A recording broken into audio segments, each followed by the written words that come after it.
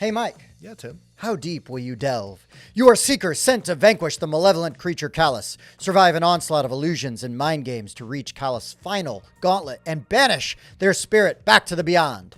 Are you ready? Let's find out. This is our review of Kinfire Delve, Callous Lab.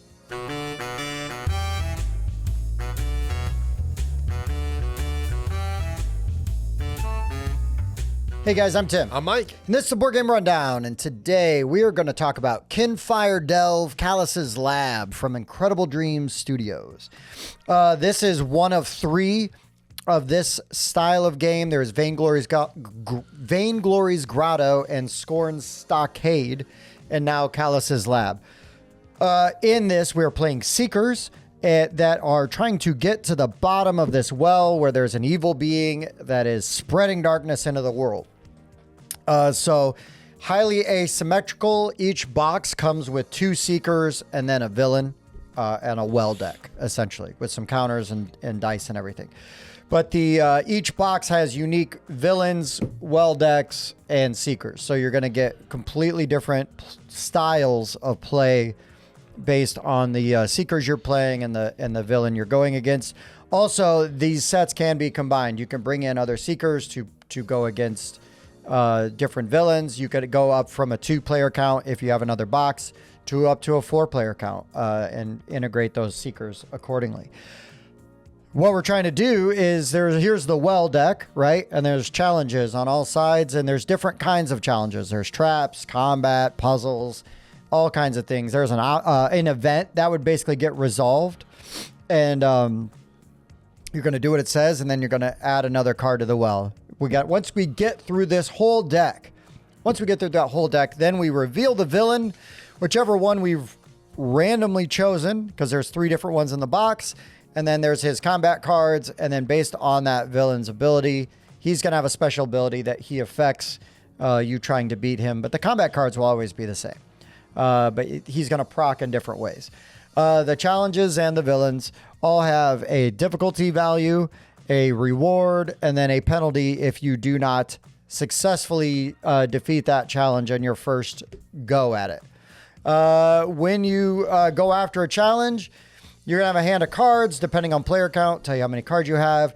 You have to match the color or symbol of the card you play to the challenge you're going if you're going to play a card. So if I'm going to attempt a red challenge, I need to make sure I'm playing a red card, or it's got an upside down green triangle if you have color issues.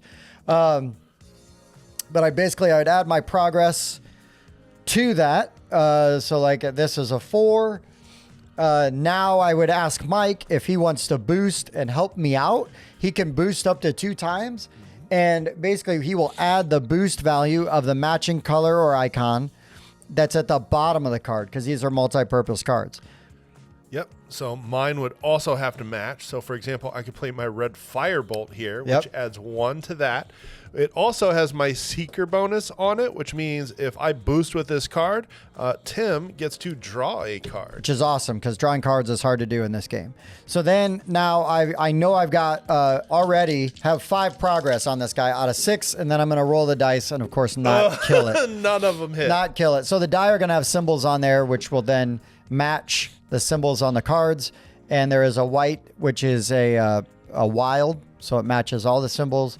And then some cards will have a negative effect if you get the black roll, which is a bummer and terrible.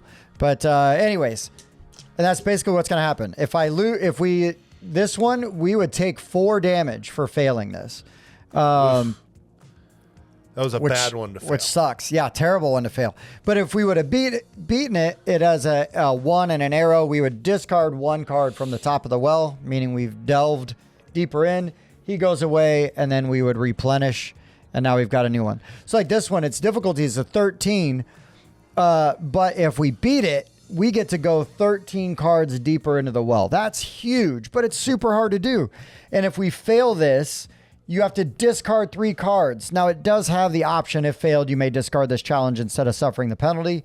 It just means you don't get that bonus. which is exciting to try to do. And Tim, what happens if you have to discard all of your cards? Oh, well, then you become exhausted. And you can choose to exhaust yourself, but if you have no cards in your hand, you must do an exhaustion. So if you choose to exhaust yourself, you can discard as many cards as you want, and you're going to draw up to your full hand. Or if you have no cards, you're going to draw up to your full hand. Then you're going to take a random card from the exhausted deck, and that is going to present an ongoing ability now that's going to affect the party as long as it's in play. So this one says, if you've reached the bottom of the well, suffer 2 damage, then shuffle this card back into the exhausted deck. So this one wouldn't be too bad if we had hit it early, right? Yeah. Because you'd hit it, we weren't at the bottom of the well, right. It could go under, and now... Okay. We literally played, and it's on the Patreon if you want to see, where... Mike basically ran out of cards to take out a decent villain, right? Decent challenge. We got rid of it. Literally, the next one was if you draw an exhausted card, lose the game. And Mike had just run out of cards, so he had to draw an exhausted card. So I'm assuming that's one of 2 ways to lose the game is you become exhausted and that card comes out, or we lose our health before we get to the very bottom of the deck. Yeah, or at any time, right? Because even if you get to the bottom, there's a good chance that villain's going to kill you. Yeah, you die. Yeah. So, a couple ways to lose, only one way to win. This is a very challenging co-op, but I also feel like to its benefit, it is very straightforward. Once you understand sort of the iconography, reading the card explains the card, right? Once you have the walkthrough and you understand how stuff works, it is very straightforward. The rule book is good. It walks you right through. The only thing that's kind of weird about the rule book is in the smack middle of it, they've got this achievements page, right? So you've got, here you go, here's step 1, breaking down, and then step 2, and then right in between, there's an ad for Kinfire Chronicles and the achievements. And all the books are like that. So I don't know. That's weird.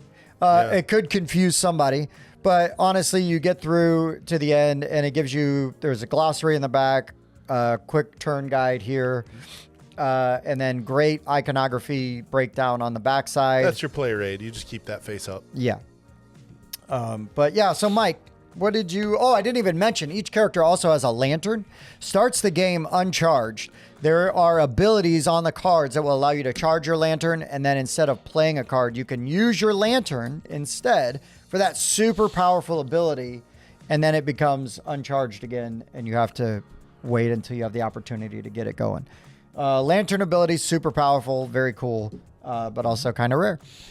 So now, Mike, tell me some of your thoughts on Kinfire Delve. So Tim has played and reviewed now all of the versions of Kinfire Delve, and this is my first foray into this type of game.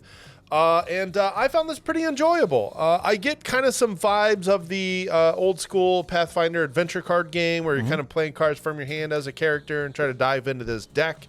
And I really like how quickly it plays. I also like how the turn structure kind of encourages collaboration between the players, because you're playing your card and I'm like, okay, I have to decide now before you roll your dice if I want to boost or not. And it's like, well, if you boost, you're not going to get the ability out of the card. So there's an interesting decision even when it's not your turn on whether you want to help out because you really need to kill somebody that maybe is affecting other combats that are available on the table, or save it because of the ability that you get when you play it on your turn. So I thought that decision was really interesting. I like how it encourages table talk, which all good co-ops really should. And this is challenging. I mean, we have not beat this yet. Not yet. And so, I thought the different vibe of the characters was pretty neat. And like trying to get my ability to proc by boosting Tim's abilities, and he would get to draw more cards. I had a lot of cards in here that's what they did. I'd be losing cards, but you'd be drawing more cards as a result, and maybe that would pay off. Because he had, it seemed like, larger attack cards in his deck than I did. And I sort of felt like more of a support character because I'm the true friend, as my character card says. Right. But yeah, this was enjoyable. I loved how easy it was to just dive right into the gameplay. And if we lost, just shuffle the decks and start right over again. Also, the art and look of the cards is fantastic. Yeah. I love the art on the back of the cards, all the monsters and characters on the front of the cards. I love the foil on these character decks, on these lanterns. Just every monster, when they came out, I just found myself, I mean, look at all these guys. They are just insanely well drawn. I feel awful that I did not look at the artist's name on the box because I love to give them credit. But man, the art on this game is phenomenal. Yeah, the graphic design, I'm not going to say I'm not going to say the names because I will destroy them. But there is a very talented group of people. No, there's a bunch. Yeah, there's concept art and illustration. There's a bunch of you. You all nailed it. The look on these cards, man, I just couldn't wait to keep drawing cards and just look at them. The aesthetic of this game is phenomenal. Yeah, I will just say for me, without even getting into my rating, if you like a solo or two-player game that is a two-player co-op game that's very difficult, I'm just going to flat out say any of these. Check them all out. They're awesome. I cannot wait to combine sets. Pull heroes. I have not tried a 3 or 4 player game yet, but I'm definitely going to. So I really enjoy those for all the reasons that Mike said. I do like these kind of games, and especially this is a great one because if all I need is a little table space, and if I got a little bit of time to kill, right? Because I could play this solo in a half hour. It says it takes about an hour to play. You could go through this pretty quick if you wanted. I mean, Mike and I played 2 games. Now we lost halfway through the well both times. But we played 2 games in about an hour with Teach, maybe a little more. Yeah, less than that, I think. Yeah. So again, right, you got this game. It smacks you around. You have a good time going after it. Then you re-rack and you go again. If you like that, the art is amazing. The component quality is great. I mean, the most boring thing about the game, I guess, are the progress tokens and the dice. But I don't care. They're functional. And if you're really worried about that, you are missing the forest for the trees because this is a beautiful thing. And again, at the end of the day, it's very easy to sort and put away, right? Because your player decks have unique backs. Your hero and your lantern have unique backs in comparison to the rest of the deck. The well deck has unique back. The exhaust cards have a unique back, and then Callous and his abilities all have... Ready to put away. So, yeah, and it's 2 slots in the insert, and then you put these in a baggie, and the dice in their little groove, and you're all set. Good to go. So, I just love everything that this provides, the experience, the package it comes in, and just amazing art. Really, really cool art. Love it. Love the feel and vibe of this game. Mike, we need to rate... We do. Callous's Lab. How do we do that at the Board Game Rundown? We score it from 0 to 10. We average them together, and that's our rundown score. That's what we put on BGG. All right, Mike. These are not always your kind of games, so I'm interested to hear what your score is going to be, but let us have it. These are not always my type of game. But I enjoyed the decision making when it was my turn and even when it wasn't my turn, and that kind of risk and reward of playing a card as a boost and not using the action. And again, the look and the components of this game are phenomenal.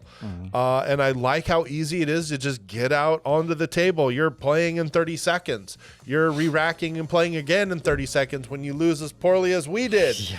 And so even though this isn't something that I would like add to my collection, if somebody asked me to play, yeah, let's go. I'd play this more. And so that puts it at a 7 for me. There you go. Right on. Yeah, I don't remember what I rated the other ones, but I feel like I would rate them all the same. So if my rating is different for the other ones, this is my current rating and my current stance. I'll just say that. There you go. Because tastes evolve, right? Through time. This is an 8.5 for me. I have a great time with this kind of thing. I can get a lot of miles out of this.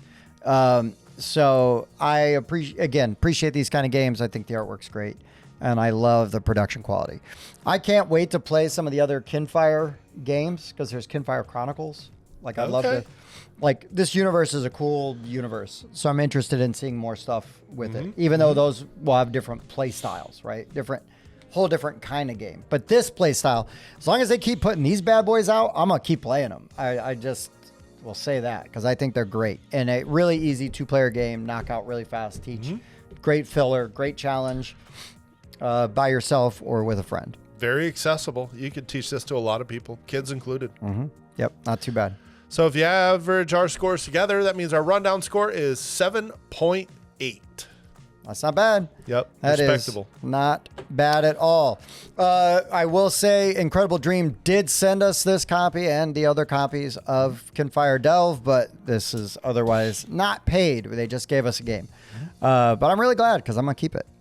But anything else to add before we sign off?